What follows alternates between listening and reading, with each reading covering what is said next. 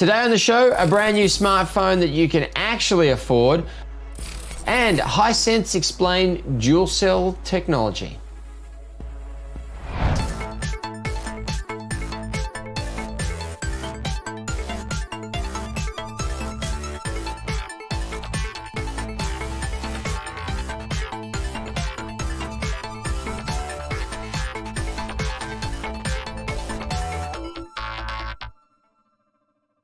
In tech news this week, Telstra's put out an outline on how eSIM technology is going to be smoothed out.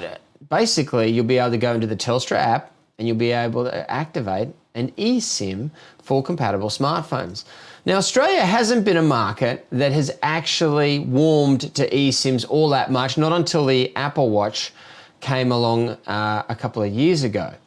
The reason for that is that telcos don't particularly like eSIM technology, because if you have an eSIM compatible smartphone, well, you can be on Vodafone 1 minute, and then you can jump onto an app with Telstra and then be on Telstra with their eSIM in just a few minutes after that, if you're happy to pay the different subscription charges that come with both those networks. It means it's very, very easy to jump networks, depending on where in the country you are, be it here or overseas.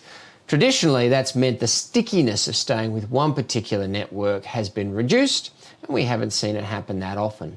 Now, all three networks in Australia can utilise eSIM technology now. They've got the technology to do that. We're going to see more eSIM technology develop in the future. Telstra has basically come out and said that they're going to make the process of jumping to eSIM much more user-friendly. We'll wait and see how that turns out. Also in tech news, Sonos. They've just filed a patent for wireless headphones. And it looks like they're going to have a brand new set of wireless headphones in the future that allows select noise cancelling technology, USB-C charging, and a whole range of other features. So will there be a new fight in headphones in the future with Sonos jumping on board? Looks likely, based on the new patent that they've filed. That's tech news for this week. Smartwatches typically provide fitness tracking, notifications, and other nice-to-have features that help you pull out the phone less. TCL has envisioned a different type of smartwatch that helps parents keep track of their kids' activities.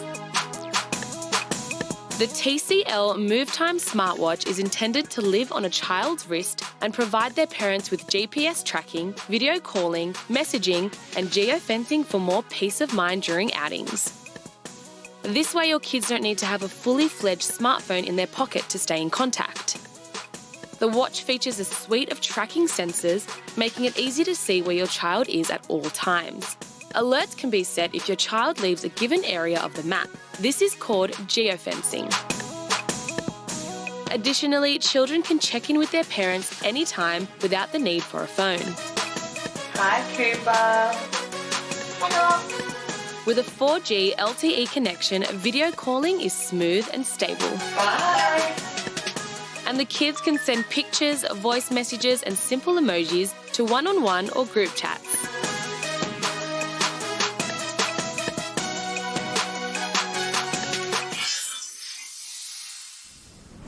Well, let's talk television technology, because one of the biggest TV sellers in this country, if not the world, in fact, is Hisense. And they've just announced a new type of television format.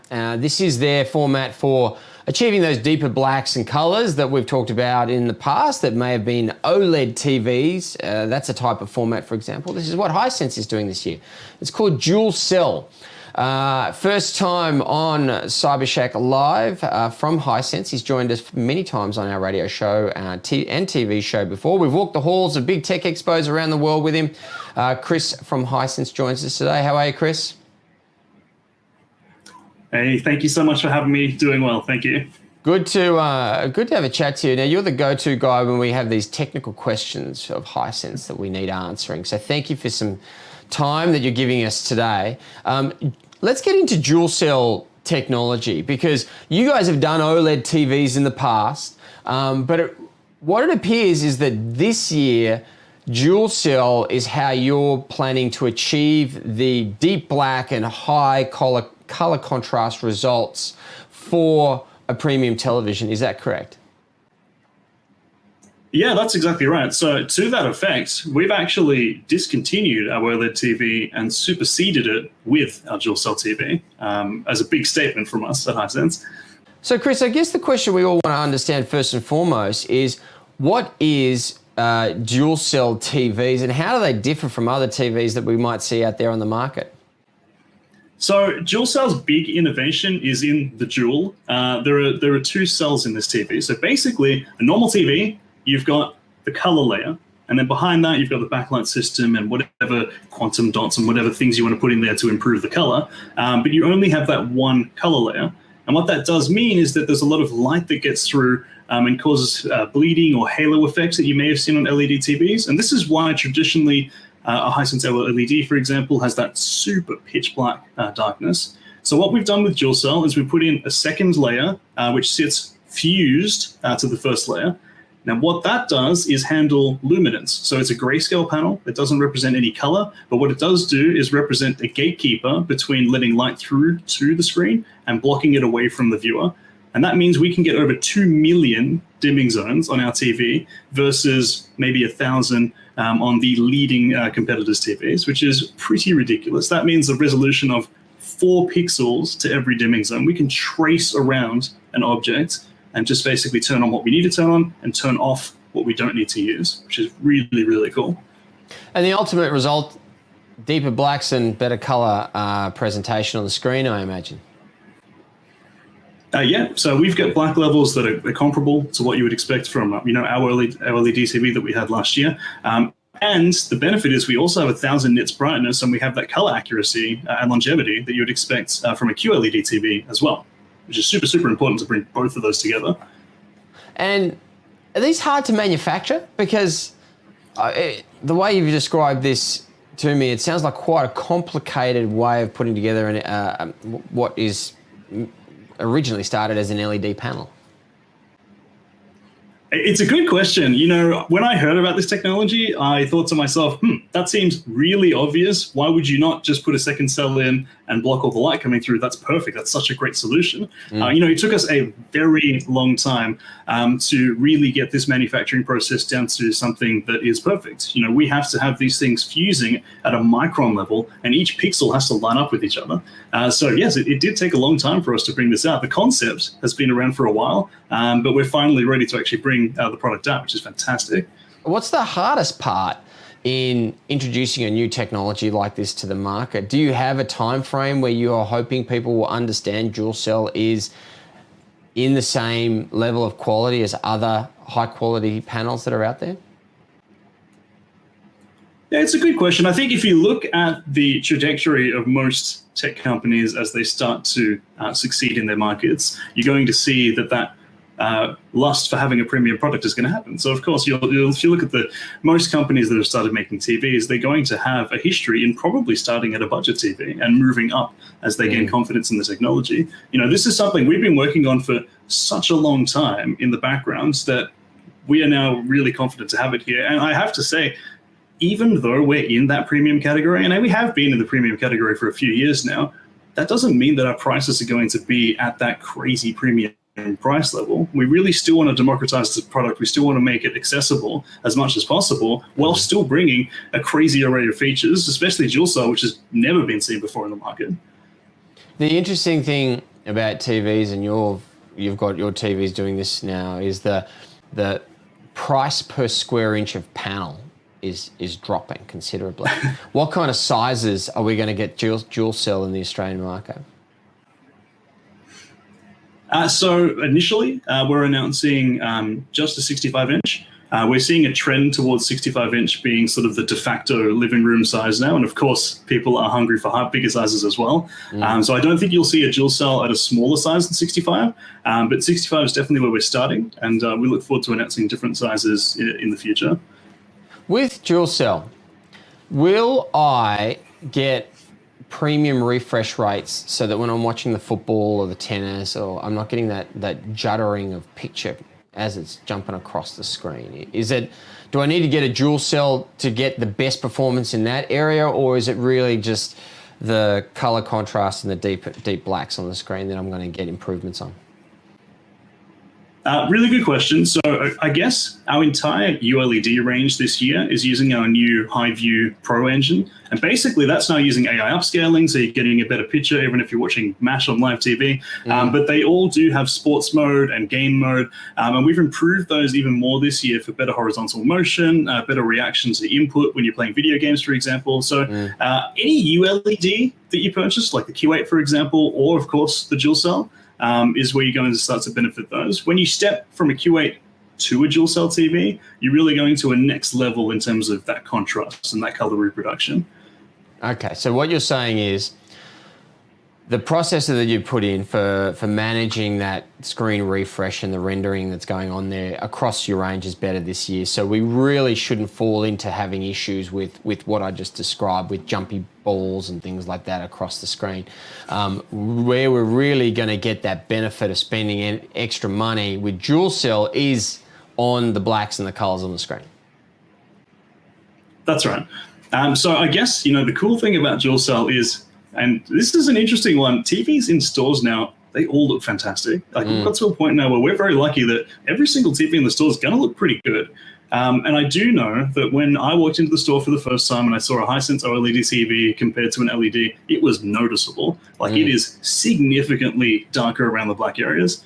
You're going to see that with the dual cell as well. It's one of those products where you need to walk into a store, stand in front of it, and you will see it immediately. And we're going to be putting out a campaign to really explain and demystify the technology to customers so that we can really position ourselves correctly, and so that people understand what the technology actually benefits and brings to them. Excellent. The other thing I wanted to talk to you about, because you have jumped around a bit in terms of the platform that you're using for your TVs. Once upon a time you ran Android TVs, for example, and you've moved away from that, especially this year. Talk to me about your app environment, because I saw the announcement about Foxtel coming to Hisense televisions. Can you explain how that is working, and also how I can go and get different apps, for example, for a Hisense TV, around the sort of the functionality of me making my own decisions on what apps might be on the TV? I'd like to understand those two bits better. Yeah, absolutely. So you hit the nail on the head. Foxtel is coming to Hisense, which is super exciting. That's one of the few apps we've already added this year, and that's not the last one we'll be adding. There'll be more coming as well.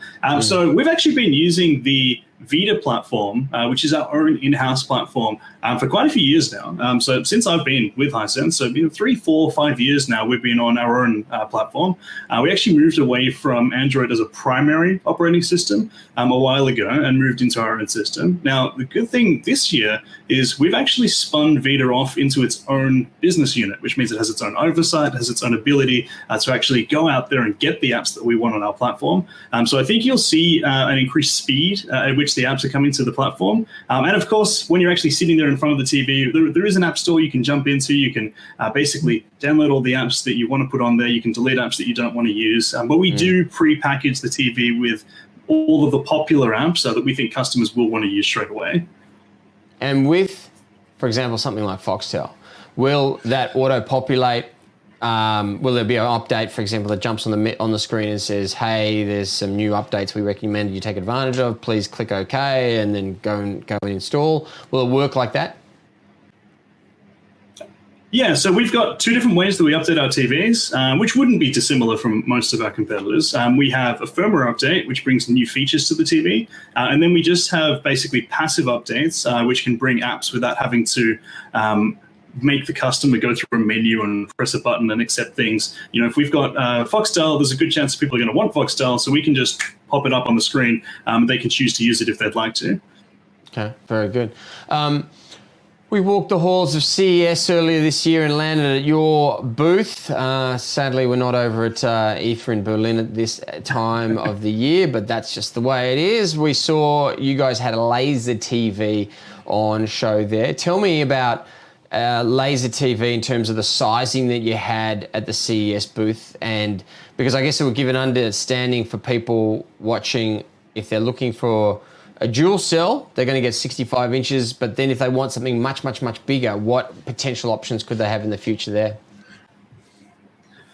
Yeah, 100%. So actually, when it comes to Hisense in Australia, we actually have a few big options. Laser absolutely being one of them, and we're continuing with laser this year. So you will see announcements around that pretty soon. At CES, we showed off some crazy sizes. You did. Up to 150-inch laser TVs, which looked fantastic, to be honest.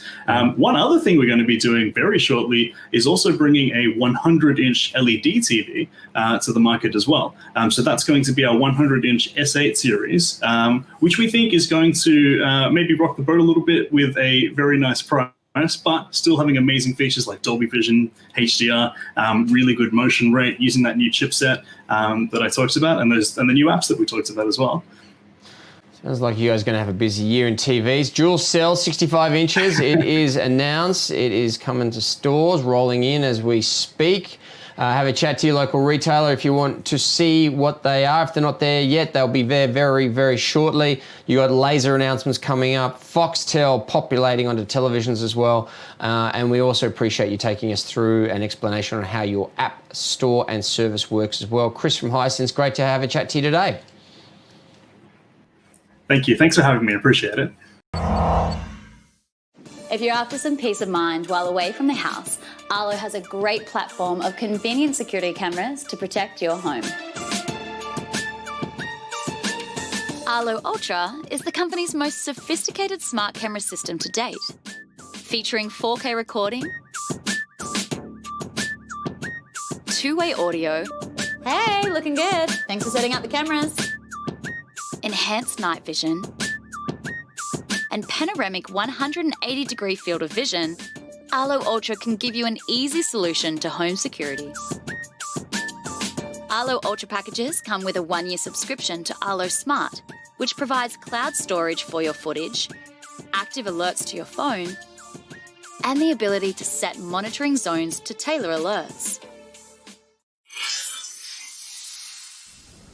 Well, let's talk about smartphones, and a smartphone that's getting a lot of attention at the moment is from TCL. They've got the 10 Pro. Just launched. I thought we'd have a chat with Geoff Quattromani. He's been putting it through its paces. How are you, sir? Really well, Charlie. How are you? I'm good. I've had a look at this handset for $750. I thought it was quite a nice piece of kit. I was really keen to get your thoughts. Look, it is a very beautiful phone, and it actually looks like a premium device. Just doesn't come with that premium price tag that people are starting to get used to. Phones above $1,000 these days, it's out of reach for many. And when you start to see what brands like TCL is putting into a phone at $750, you start to wonder why people spend more than $1,000 on a smartphone. It's got 4 cameras in it. I remember the phones that were coming out with 4 cameras in them weren't that long ago and were at least twice the price. I guess having 4 cameras is one thing, but what's the actual photo capture experience like?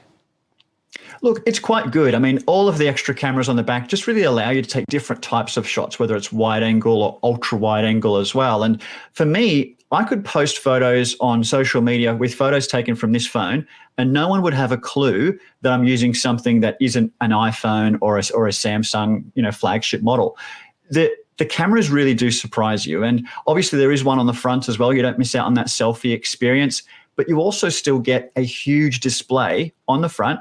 There's no buttons. It's all very clean. It's actually got more pixels per inch than the iPhone 11. It's got a higher screen to body ratio than the Galaxy S20. So when you start to put some specs side by side with some of the premium phones, it's really not just the cameras that shine here. There's a lot to this device that makes it impressive. Is this what TCL needed to do to actually get attention in the market? Because no one knows TCL's a smartphone maker. I mean, they own Alcatel, and they license the Alcatel name, and they've used that for their more budget-friendly handsets, $100, $200, $300, $400. They're now bringing TCL in at that $450 and to sort of $800 range. Do you think that they needed to actually do this to get attention to the brand first and foremost? Look, I think it's an important statement to make that they are here with a value for money type product that offers that flagship experience, because at $750, there is an iPhone SE, there is a Samsung that you can get for the exact same dollar. So when you look at what you're spending your money on, if you're a parent looking for something for your kids, for example, and that's your budget, you've now got 3 really good choices. The thing that TCL needs to start doing, and obviously what we're doing here is spreading the word. We're talking about it. And I don't think that any amount of advertising can really go past actual user experience. And I know people who bought the previous generation of the TCL phone, which was the Plex, and I continue to hear from them saying that is an amazing phone and I wouldn't have bought it had you not spoken about it. And they're obviously becoming advocates for the brand, and that's what will start to happen with TCL. Is it doesn't happen overnight, but as they release devices like this, you will start to see that momentum grow, because side by side, you're going to get so much more in a phone for the dollar than you would from those other brands. The other Chinese brands out there are also trying to do the same thing, right? Oppo is trying to go even higher end with $1,500, $1,600 handsets in 5G and things like that. But for some reason, Samsung is continually able to sell handsets between $200 and $2,000 and more now with the flips and unfoldable handsets. They've really positioned their brand to be able to grab that entire wide range of customers at different price points. With TCL, though, it seems that what they're trying to do is just say, look, you know what, before you go and buy that well-known brand, have a look at us, see what people are thinking. Is that what you agree with? Well, I completely agree. And even in talking to Sam Skontos, and I know you had him on the show last week too, they aren't trying to take iPhone customers. That is not their business, and trying to persuade people to go from iPhone to TCL. What they're actually trying to do is have you go from a competitor product such as a Samsung or an Oppo and then choose TCL. And that's really smart to be doing, because it runs Android just like all those other phones do. So the actual user experience is very much the same. Where TCL can try and do better is the fact that they do make TVs, meaning that they put that TV technology into their phone so the display is beautiful. And then they add the extra cameras, the fingerprint sensor, and actually a premium design compared to what you see with some of the others, which are all, plastic and quite tacky. If you don't want 5G, you're not interested in it for whatever reason, you might just be happy with getting 4G speeds, which in this country especially are very, very fast. I've got to say, it's starting to look very, very lonely up at that $1,500, $1,600 high-end smartphone market in terms of feature set. The beautifulness of those handsets, sure, I get that. They still look good and all that amazing, beautiful stuff. But I'll tell you what, it's going to be a hard sell at $1,500, $1,600 for a 4G device these days when you've got TCL coming in with handsets like this. And that's just it. I mean, if your budget was $1,500, buy 2. Give one to your wife, keep one for yourself. You've then got matching brand new phones, and they're going to last you a few years at least. Yes, you do miss out on 5G. You actually also miss out on wireless charging, which is the one thing I wish this did have, but you can't have it all, obviously, when you're making a price compromise here as well.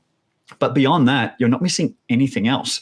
One other feature that this does have, which I haven't seen in phones in a long time, is an infrared sensor, meaning I can use this as a remote to control a split system air conditioning, to control the TV, whether it's at home or at the pub.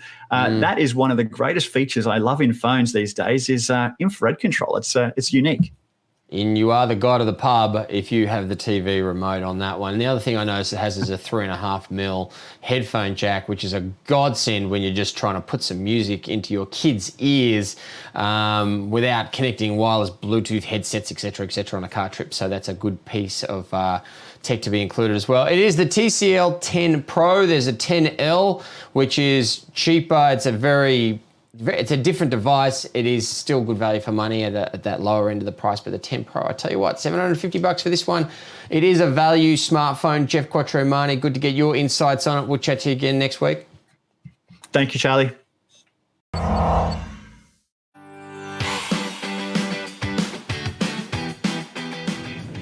This is Genie, the touchscreen device delivering your favorite streaming entertainment. It's smart, safe, and fits in your pocket. You'll notice that Genie has no cameras, as this is an entertainment device. Every Genie has Bluetooth and Wi-Fi connectivity, a 5-inch plastic touchscreen, FM radio receiver, and a 2,200 milliamp hour battery.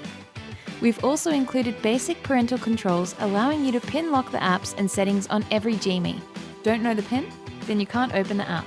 There are 3 versions of Genie: Genie, Genie Plus, and Genie Connect. Genie is perfect for listening to apps like Spotify and Apple Music with limited distractions.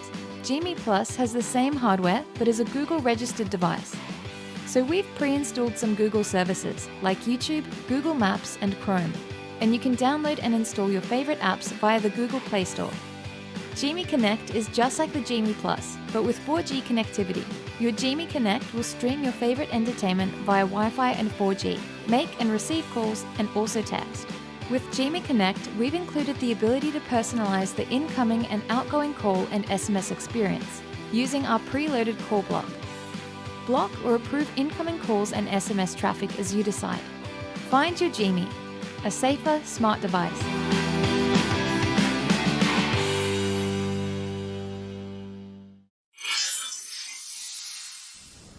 Thanks for tuning in today. Geoff Quattromani, tech expert. We appreciate his time. Also, Chris from Hisense.